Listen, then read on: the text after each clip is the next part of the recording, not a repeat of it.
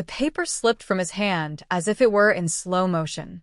It landed right next to my plate of mashed potatoes, unfolded, face up. Every eye at the table turned to it. For a moment, silence choked the room. Only the ticking of the grandfather clock in the corner could be heard. My fork trembled in my hand as my eyes scanned the black letters printed across the page. It was a DNA result, and at the top of the page, bold and cruel, were the words, "Probability of paternity, 0%. The name under alleged father was my husband, Daniel. The name under child was my daughter, Lily. 15 years of marriage. 15 years of love, of loyalty, of building a family. And in one careless moment, Daniel had dropped a paper that crushed it all, right in front of my parents, my siblings, his family, and our 2 children. Gasps filled the dining room like shattered glass. My mother's hand shot to her chest. My father whispered something under his breath. Lily's fork clattered against her plate, her young face frozen in disbelief. I couldn't breathe. I couldn't even blink. My husband just sat there, motionless, his jaw tight, his eyes refusing to meet mine. And then, in a voice that was colder than the winter wind outside, he said, "I think it's time they all knew." My heart stopped. But before I could open my mouth, before anyone could demand answers, Lily stood up so fast her chair fell backward with a loud crack. Her hands were shaking as tears welled in her eyes. She looked at me, then at Daniel, and then, without a word, she ran out of the dining room. The entire table erupted into shouts, questions, accusations. But all I could hear was the sound of my daughter's footsteps fading away. And in that moment, my world collapsed. My name is Emily Carter. I'm 38 years old, a wife, a mother, and until that night, I thought I was living a good life. Daniel and I met in college. He was tall, charming, the kind of man who could make a room laugh without even trying. I was the quiet one, more books than parties, more dreams than plans. Somehow, he noticed me. He made me feel like I wasn't invisible. We dated for 2 years, and when he proposed, I thought I had found my forever. My parents adore him, my siblings envied our perfect relationship, and my friends called us the couple everyone wanted to be. When Lily was born a year into our marriage, Daniel cried harder than I did. He held her tiny hand against his chest and swore he'd protect her no matter what. 5 years later, our son, Jacob, was born. Life was messy but beautiful. Family trips, birthdays, Christmas mornings filled with wrapping paper and hot cocoa. But here's the thing about secrets. They don't stay buried.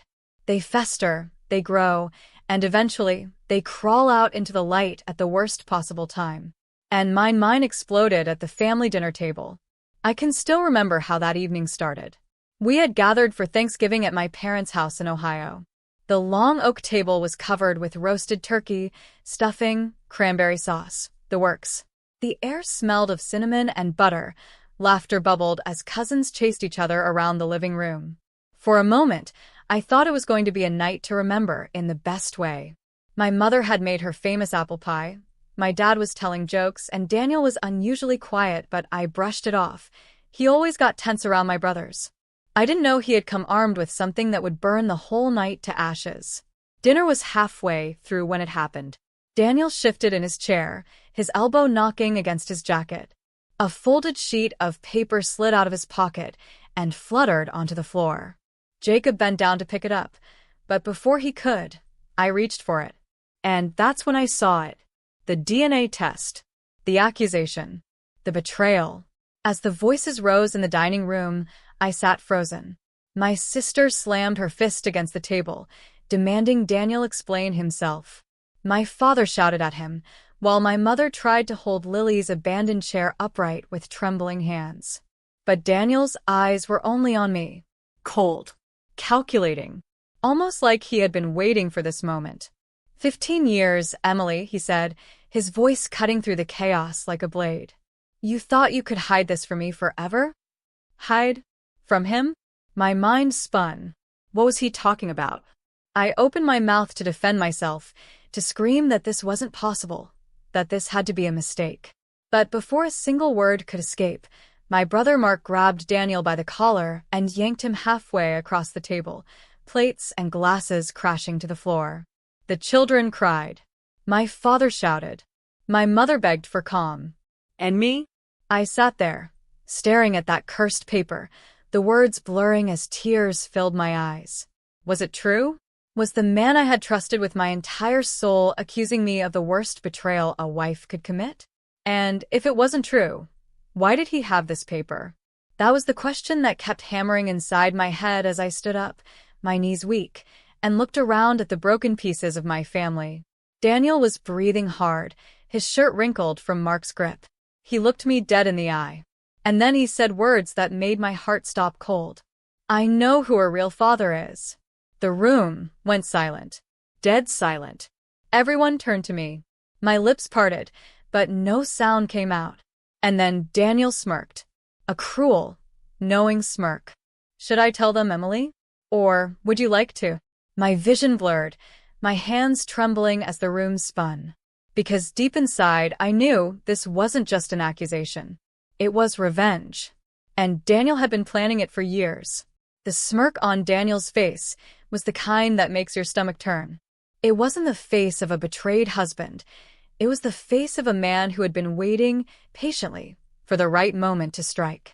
Daniel, my father barked, his voice shaking with rage. Stop this nonsense right now. You've already ruined dinner with your papers. Don't drag Emily's name through the mud like this. But Daniel didn't even glance at him. His eyes stayed locked on me, like a predator circling prey. Why don't you tell them, Emily? He said slowly, each word dripping with venom. Or should I be the one to tell them who Lily's real father is? 15 years is a long time to keep a secret. Gasps echoed around the room. My sister's hand flew to her mouth, her wide eyes bouncing between us. My brother still had his fists clenched, ready to swing again. My mother whispered, Dear Lord. And me? I felt my heart slam against my ribcage, every beat screaming louder than the chaos around me. Because in that moment, my world split in two. One half of me wanted to scream back at him, to demand he explain himself, to tear that smirk off his face with my bare hands. The other half was terrified, because I knew exactly what Daniel was talking about. I met Michael once. Just once. It was 15 years ago, before Lily was even born, back when Daniel and I were still young, reckless, and barely figuring out what marriage even meant. Daniel had left for a business trip, one that stretched longer than it should have. I was lonely, broken, and angry at the time. Michael was a friend of a friend. A moment of weakness. A mistake I swore to take to my grave. And then Lily came. Daniel never questioned. He accepted her, loved her, raised her like his own. I convinced myself that she was his, that what happened with Michael didn't matter anymore. But deep inside, buried under layers of denial, I always feared this day might come. And now it had, right here at my parents' dining table. I swallowed hard, my throat dry as ash. Daniel, please, not here. Not like this. He leaned back in his chair, folding his arms across his chest. Then when, Emily? When should I tell them? Should I let Lily keep living a lie? Should I let everyone here believe that perfect Emily Carter never made a mistake? That her perfect marriage is exactly what it looks like? His words stabbed me like knives. My father stood, slamming his fist on the table. Enough. Whatever happened, it is between you two. You do not humiliate my daughter in front of her family. But Daniel wasn't done. You all sit here, he said, his voice rising, and you think she's some angel. But she's been lying to me. To all of you. For 15 years. Tears blurred my vision. Daniel, please. Tell them, Emily, he roared, his fists slamming the table so hard the plates rattled. Tell them who Lily's real father is. The room went silent again. Every face was on me. My mother trembling, my father glaring, my siblings confused and angry. Jacob sat frozen in his chair, his little hands gripping the edge of the table, tears streaming silently down his cheeks. And Lily, my Lily, was gone. She had run into the night with no idea that her entire world was being ripped apart behind her. I opened my mouth, but the words refused to come. My tongue felt heavy, my chest tight, my whole body shaking with shame and fear. Finally, I whispered, "I made a mistake." The room gasped as if I had confessed to a crime. My mother's face crumpled. My father's jaw dropped. Mark cursed under his breath. Daniel smiled, not kindly, not forgivingly, but like a man who had finally won a battle he had been fighting in secret. "You see," he said coldly, "all these years, I've lived with a lie. I raised another man's child while she smiled in my face, while she let me call her mine. And she never once told me the truth." I shook my head, sobbing. "Daniel, please, you don't understand. It was a mistake. It was one night when I was broken and you—" "Don't you dare blame me," he snapped. His eyes flashed with fury. "Don't you dare make excuses for sleeping with another man." The words hung in the air, choking me. And then, before anyone could speak again, the sound of shattering glass tore through the room. We all turned toward the doorway. It was Lily. Her hands were bleeding, tiny shards of glass falling from the broken vase she had just dropped. Her face was pale, her eyes wide and hollow, as if she had just seen death itself. You mean," she whispered, her voice trembling, "Dad, you're not my real father?" Daniel's face softened for a second. Just a second. But then he steeled himself, and without hesitation, he nodded. Lily let out a scream that pierced through the entire house. It wasn't just a scream of shock. It was pain, betrayal, horror all mixed into one. And then she bolted. Again. But this time, her feet didn't stop at the porch. Through the window, I saw her running, barefoot, into the street, her sobs echoing into the night. "Lily!" I screamed, my chair toppling as I ran after her. But just as I reached the door, Headlights. blinding, fast, unforgiving headlights. And then, the sound of screeching tires. The sound of a scream cut short. The sound of my daughter's body hitting the asphalt. Everything froze. The world went silent. And I knew my life would never be the same again. The world shattered with that sound. The thud of Lily's body against the asphalt. For a second, everything went quiet, as if time itself stopped. And then the screaming began. I ran into the street, my legs moving before my mind could catch up. My baby girl, my Lily, was lying on the ground, her hair spread out like a dark halo, her small body twisted in a way no child's body should ever be. "Lily!" I screamed, dropping to my knees beside her. Blood trickled from her forehead, her eyes half open, her lips moving but no sound coming out. "Call 911, I shrieked, my hands trembling as I tried to cradle her head. "Someone call 911. Behind me, I heard my family rushing out of the house. My mother sobbed. My father cursed under his breath. Mark fumbled with his phone. And Daniel stood there, frozen, staring, not rushing to his daughter, not dropping to his knees like I did, just staring, his face unreadable. I wanted to scream at him, to claw at his face for his stillness, but all I could focus on was Lily. "Stay with me, baby. Please stay with me," I begged, rocking her as the sirens wailed in the distance. The ambulance came in a blur of flashing red lights. Paramedics rushed in, their voices sharp and commanding, moving me aside though I clung desperately to Lily's hand. "We need to stabilize her," one shouted. "She's losing consciousness," another said. No, please," I cried, my hands covered in her blood. "Ma'am, you need to let us work." I felt someone pulling me back, strong arms restraining me. I turned and saw it was Mark, his face streaked with tears, whispering, "Emily, let them help her." I collapsed against him, my body shaking uncontrollably as they lifted Lily onto the stretcher, oxygen mask pressed against her face. They shoved her into the ambulance and I leapt to climb in, but Daniel grabbed my arm. "Emily," he said, his voice low, his grip iron-strong. "Let me go." I screamed, trying to tear free. His eyes locked on mine, cold and sharp. This is what secrets do. For a moment, I couldn't breathe. The rage inside me roared louder than the sirens. And then I ripped my arm from his grip and jumped into the ambulance. The hospital smelled of bleach and despair. The ER was chaos, doctors shouting, machines beeping, families crying in corners.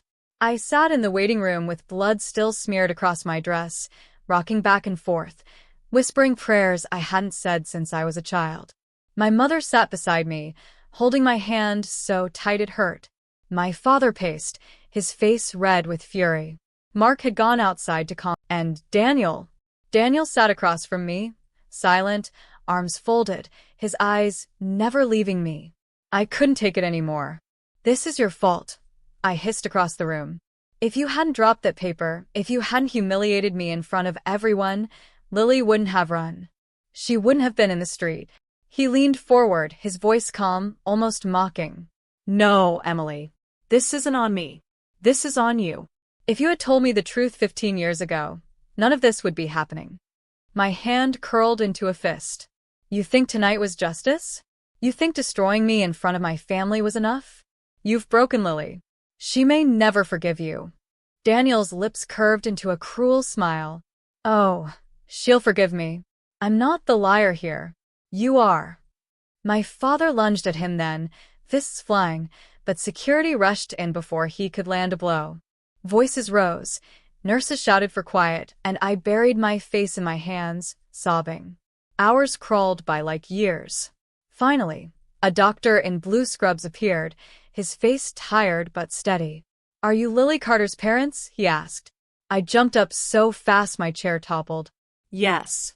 "Yes, I'm her mother." "Please, how is she?" The doctor hesitated. His eyes flicked between me and Daniel.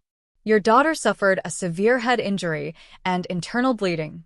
She's stable for now, but it's critical. We need to operate immediately." My knees buckled. Oh, God. Daniel stood, his jaw clenched. "Do whatever it takes. Save her." The doctor nodded and hurried back. I sank into my mother's arms, shaking, praying, begging. My world was hanging by a thread, and that thread was Lily. 3 hours later, the doctor returned. "She made it through surgery," he said, and my heart leapt with fragile hope. "But she's in a coma. The next 48 hours will determine everything." A coma. The words slammed into me like a brick. I stumbled into her room, and the sight of her nearly broke me in two. Machines beeped beside her, tubes snaked into her arms, her face pale, her small body lying motionless. I sat by her bed, clutching her hand, whispering, "I'm sorry, baby. Mommy's so sorry. Please come back to me." Behind me, I heard footsteps. "Daniel, get out," I spat, not turning to face him. "I'm her father," he said firmly. I whipped around, eyes blazing. "You're the one who put her here." "She's not even mine," he shot back.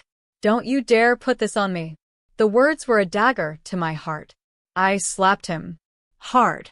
The sound echoed through the sterile room. His head snapped to the side, but slowly, he turned back, his face calm in a way that terrified me. "You'll regret that," he whispered. And then he left. The days blurred. Family came and went. Prayers were whispered. Hope dangled by a thread. I barely ate, barely slept, living in that hospital chair by Lily's side. But then, 3 days later, the police came. 2 officers in uniform stepped into the room, their eyes scanning me and Daniel. "Mrs. Carter? Mr. Carter?" One asked. "We need to ask some questions about the night of the accident." My stomach dropped. "The night of the accident?" The officer nodded. "Yes. We've reviewed traffic footage. The driver who hit your daughter didn't stop. It was a hit and run. And the car matches the description of a black sedan registered to someone you know." My breath caught. My heart pounded. "Who?" I whispered. The officer glanced at his notes. "Michael Bennett." My blood ran cold. Michael. The man from 15 years ago. The man Daniel had accused me of hiding. And suddenly, everything snapped into place. The DNA test. The timing. The smirk on Daniel's face. This wasn't an accident. This was revenge. The room spun as the officer's words sank in. "Michael Bennett," he repeated, scanning his notepad. "Do you know him, Mrs. Carter?" My mouth went dry.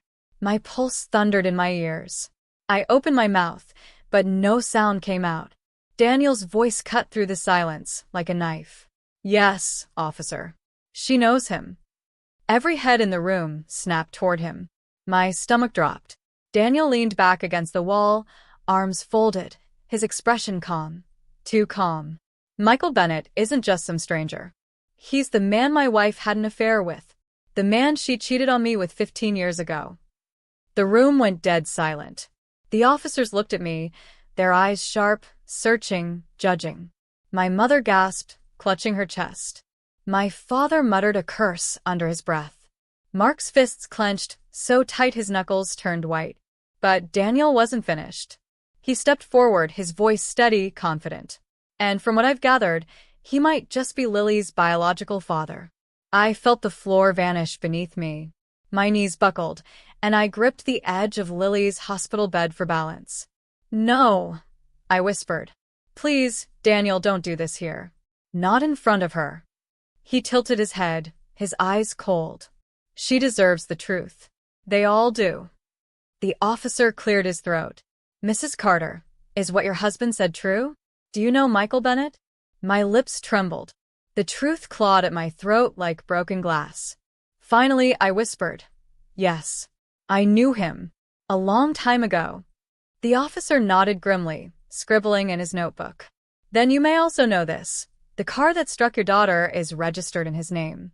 We're treating this as a criminal investigation. We'll need both of you to come down to the station to answer some questions. The ride to the police station felt like a funeral. My parents stayed at the hospital with Lily while I sat in the back of the squad car, numb, broken, clutching my hands so tightly my nails dug into my skin. Daniel sat beside me, but not a single word passed between us. His silence was louder than screaming. At the station, they separated us. I sat in a cold, gray room with a single metal table, the fluorescent light buzzing overhead. An officer slid a recorder across the table and pressed the red button. Mrs. Carter, he began, when was the last time you had contact with Michael Bennett? 15 years ago, I whispered. One night. A mistake. And your husband was unaware until recently? Tears burned my eyes. Yes. I never told him. The officer studied me for a moment, then leaned forward. Do you believe your husband could have contacted Mr. Bennett recently? The question hit me like a blow. My heart raced. Could he? I remembered Daniel's smirk at the dinner table. His calmness when Lily was hit. His words, this is what secrets do. Yes, I whispered, my voice trembling. Yes, I think he could have. The officer's eyes narrowed. Do you think your husband had something to do with the accident? The words echoed inside my skull. Did I think so? Every instinct in me screamed yes. But saying it out loud would mean dragging us all into hell. I don't know. I finally said, my voice breaking. When they brought Daniel into the room across the hall, I could hear his voice through the thin walls. Calm. Confident. Almost rehearsed. Yes, officers. I recently discovered my wife's betrayal. She's been lying to me for years. I found out the truth and decided to run a DNA test. That's when I learned the girl I raised wasn't even mine. And then, coincidence or not, Michael Bennett's car just happens to hit her. He chuckled bitterly. You tell me if that sounds like an accident. I clenched my fists. He was twisting the story. He was planting seeds. He was making himself look like the victim while painting me and Michael as villains. This wasn't justice. This was a war, and I was losing. They released us hours later with strict orders not to leave town. I was drained, broken, but Daniel, he looked almost satisfied. Like everything was going exactly how he wanted. At the hospital that night, I sat by Lily's side, stroking her hair, whispering, please, baby.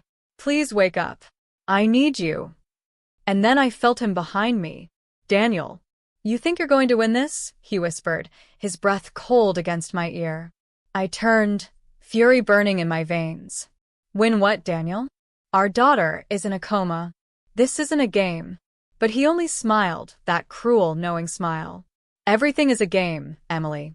And I've been playing for 15 years. I stared at him, horror flooding through me. You planned this. He didn't deny it. He just stepped closer, his voice low and sharp. Michael won't stay free for long. The police will find him. And when they do, I'll make sure they bury him. For the accident. For you. For everything. Tears stung my eyes. Why are you doing this? If you hate me so much, if you hate her so much, why not just leave? His eyes darkened. Because leaving isn't enough. I want you to lose everything, Emily. Just like you made me lose everything the night you betrayed me. His words struck me like a blade. And for the first time I realized, Daniel didn't just want revenge. He wanted to destroy me. Completely.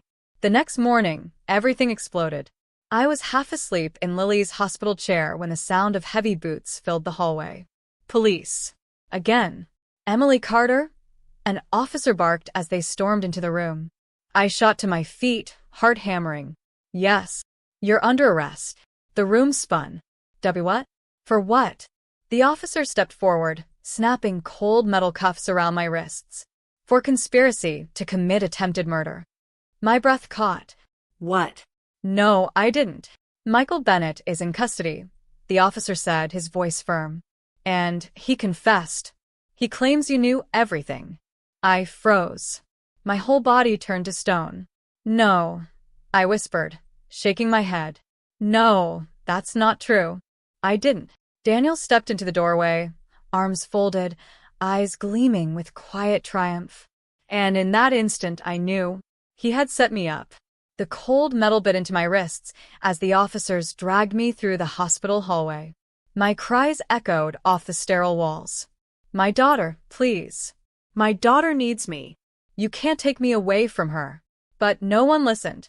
Nurses turned away. Families whispered. My mother's sobs followed me until the elevator doors slammed shut. The last face I saw before the doors closed was Daniel's. Arms folded. Eyes cold. Smiling. The jail cell smelled of sweat and despair. The cement bench was hard, the walls damp, the bars cold against my back as I slid down and covered my face with trembling hands. I had never been in trouble with the law. Not once. And now here I was, locked away like a criminal. Because of him.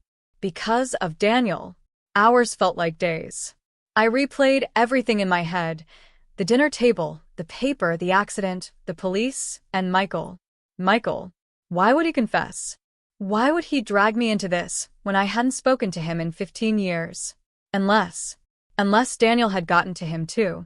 The thought twisted my stomach into knots. The next morning, they brought me into a small, gray courtroom for my arraignment. I stood in front of the judge, chains clinking at my ankles, my hands cuffed in front of me. Mrs. Emily Carter, the judge read, you are charged with conspiracy to commit attempted murder. How do you plead? My voice shook, but I forced the words out. Not guilty, Your Honor. I didn't do this. I swear I didn't. From the gallery, I saw my parents sitting together, my mother crying into a handkerchief, my father's face hard with fury. My brother Mark glared daggers at Daniel, who sat calmly with his lawyer at his side. When our eyes met, Daniel smirked, just a twitch of his lips, but enough to tell me everything. He was winning. They set bail at an amount my parents had to mortgage their house to pay. When I was finally released, the sky outside looked different, darker, heavier, as though the world itself had turned against me. But all I wanted was to see Lily. At the hospital, the sight of her nearly broke me again. Still unconscious. Still motionless. The steady beep of the heart monitor was the only sign she was fighting. I sank into the chair beside her bed, clutching her hand. I'll fix this, baby. I promise. I'll make it right. Just wake up for me. Please. Behind me, the door opened. Daniel. I stiffened, fury burning through me. Get out. He closed the door quietly and stepped closer. You should be thanking me, Emily. Without me, you'd still be rotting in that cell. I whipped around, my voice low and sharp.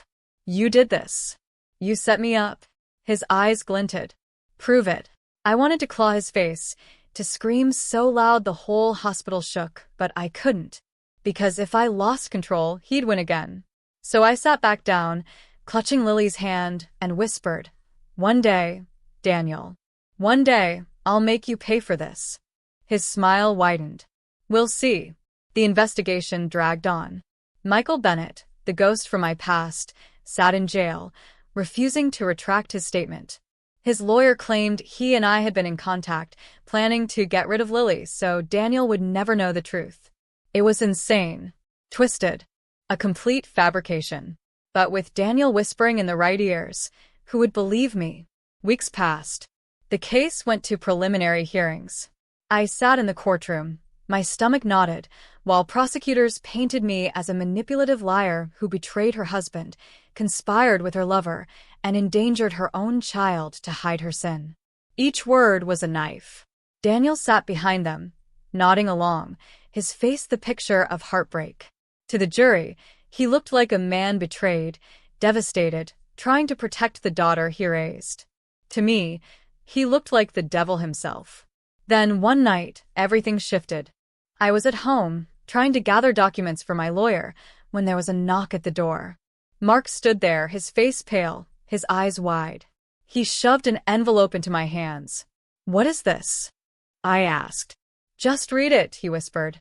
I tore it open. Inside was a stack of photos. My hands shook as I flipped through them, grainy, black and white surveillance shots. Daniel, meeting with Michael, handing him something. Cash. My knees nearly gave out. "Oh my God." Mark grabbed my shoulders. "Emily, he paid Michael. He's framing you. He set everything up." Tears blurred my vision. "Where did you get these?" "Doesn't matter," Mark said urgently. "What matters is you use them. Take them to your lawyer. Take them to the police. This is your proof." I clutched the photos to my chest, my heart racing with a mix of hope and fury. For the first time in weeks, I felt like maybe, just maybe, I had a fighting chance. But hope is a dangerous thing. Because the very next morning, as I prepared to deliver the photos to my lawyer, my front door burst open with a thunderous crash. Police officers stormed in, guns raised. "Emily Carter," one shouted. "Hands where we can see them." My heart stopped. What? "What's happening?" They swarmed the room, slamming me against the wall, snapping cuffs around my wrists. One officer leaned close, his voice cold. "You're under arrest. Again." "For what?" I cried. He didn't hesitate. "For the murder of Michael Bennett." The words rang in my ears like gunfire. The murder of Michael Bennett. I stumbled, my knees nearly giving out as the officers dragged me to the squad car. My throat was dry, my chest hollow, my mind a storm of disbelief. "Dead? Michael is dead." I gasped, twisting against the cuffs. I haven't even seen him since. But no one cared. Their faces were blank, their grip iron. The jail cell felt colder this time. Colder, darker, heavier. Michael was gone. The one man who could have unraveled Daniel's plan was suddenly dead, and now his death was being hung around my neck. Daniel's work. I knew it as surely as I knew my own name. He had silenced Michael, and in doing so, chained the blame to me. But why? Why take it this far? The answer cut deep and merciless, because ruining me wasn't enough. Daniel wanted me destroyed completely. The trial was fast-tracked. The prosecution painted me as desperate, unstable, dangerous. A woman caught in her lies. The prosecutor sneered, pacing before the jury. Her own child in the hospital, her secret exposed, her former lover threatening to ruin everything. What did she do? She silenced him. Permanently. Their words stabbed into me like knives. But worse than their words was Daniel, sitting in the gallery, calm, composed, eyes locked on mine. Every time the jury glanced at him, he'd bow his head, his face a portrait of pain. The devoted husband, the betrayed father. A mask so convincing I could almost believe it myself. But then came the turn. My lawyer stood, his voice sharp, his eyes burning. "Your Honor, the defense has new evidence." The photos. One by one, they were placed on the screen for the jury to see. Daniel and Michael meeting in a dimly lit parking lot. Daniel slipping cash into Michael's hands. Daniel looking over his shoulder, hiding his face. A ripple went through the courtroom. Gasps. Murmurs. Even the judge leaned forward. The prosecutor stammered, trying to spin it, but the seed of doubt had been planted. And then Mark took the stand. "I followed him," Mark said, his voice steady. "I knew something wasn't right. Daniel paid Michael to set my sister up. He orchestrated everything." Daniel's mask cracked for the first time. His jaw clenched. His eyes flickered with rage. I almost smiled. But the war wasn't over. The prosecution pushed harder, demanding to know how Daniel could possibly benefit from destroying me. And then the final twist came crashing down. Documents. Bank transfers. Hidden accounts. Daniel hadn't just wanted revenge. He wanted everything. With Michael gone and me in prison, he stood to inherit my parents' trust fund through Lily, gain full custody, and wipe his slate clean of the scandal of my betrayal. It wasn't about love. It wasn't even just about revenge. It was about power. Control. Money. The courtroom was chaos. Shouts. Objections. The judge slamming his gavel. And then, Daniel snapped. He shot to his feet, pointing at me, his voice a roar. "She destroyed me first. She lied to me every single day, for 15 years. And now you're all protecting her?" His chest heaved, his face twisted, the mask fully gone. "I'll make sure she pays. I'll make sure all of you pay." Officers rushed him, restraining him as the jury stared in horror. His outburst was the final nail in his coffin. The verdict came 2 days later. Not guilty. I sobbed as the words washed over me, my mother clutching me, my father nodding fiercely, Mark squeezing my hand so tight I thought it might break. Daniel was led away in shackles, his eyes still burning with hatred, but his power gone. I was free, but the cost was unbearable. At the hospital, I sat beside Lily's bed once more. The machines hummed softly, her small hand limp in mine. I leaned down, pressing my forehead to hers, whispering through my tears, "It's over, baby. He can't hurt us anymore. Please, please wake up. I need you." For a moment, there was nothing. And then, her fingers twitched, just the faintest squeeze against my hand. My heart leapt, tears spilling down my cheeks. "Lily," I whispered. "Sweetheart, can you hear me?" Her eyelids fluttered, slowly, painfully, until the softest whisper left her lips. "Mom." I broke completely, laughing and sobbing, clutching her hand as though I'd never let go. Daniel lost, his mask torn off, his empire of lies shattered. But me? I was still standing, scarred, bruised, forever changed, but standing. The courtroom echoed with the gavel's sharp crack as the judge pronounced Daniel guilty, not just of conspiracy, but of Michael's murder. The jury's eyes burned into him as he was dragged out, thrashing, spitting venom with every step. "You think you've won, Emily?" he snarled, his voice guttural, animalistic. "You'll never be free of me." The officers tightened their grip, forcing him down the aisle. The last thing I saw was his face, no longer the polished mask of a grieving husband, but the raw, twisted rage of a man who had lost everything. The man I once loved was gone. In his place stood nothing but a monster caged. That night, I sat by Lily's bed again. The steady beep of the monitor filled the silence, each sound a reminder that my daughter was still fighting. Her hand lay in mine, so small, so fragile. "I fought for you," I whispered, tears sliding down my cheeks. "I faced the devil himself, and I didn't break. But I need you to come back to me, Lily. Please. I can't do this world without you." For a heartbeat, nothing changed. Just the endless rhythm of the machines. And then, her fingers curled around mine. Not a twitch. Not a reflex. A deliberate, shaky squeeze. My breath caught in my chest. Her lips parted, a whisper so faint I almost thought I imagined it. "Mom." The world tilted. My tears became laughter. My sobs became joy. I pressed her hand to my face, holding on as if she were my lifeline, because she was. "You came back to me," I choked out, kissing her forehead again and again. We made it, baby. We survived. Months later, the trial was a headline. Daniel, sentenced to life without parole. His name dragged through the mud, his empire gone. But me? I rebuilt, not with vengeance, but with resolve. Lily slowly healing.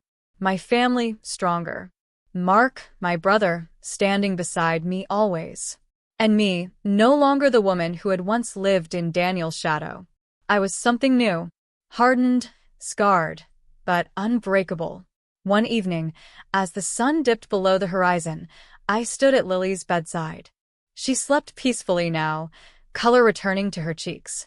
I looked down at her, then out the window where the sky blazed with streaks of gold and crimson. Daniel had wanted to bury me in darkness, but instead, he had carved me into fire. And as long as I breathed, as long as Lily's heart beat, that fire would never, ever go out. The war was over, and I had won.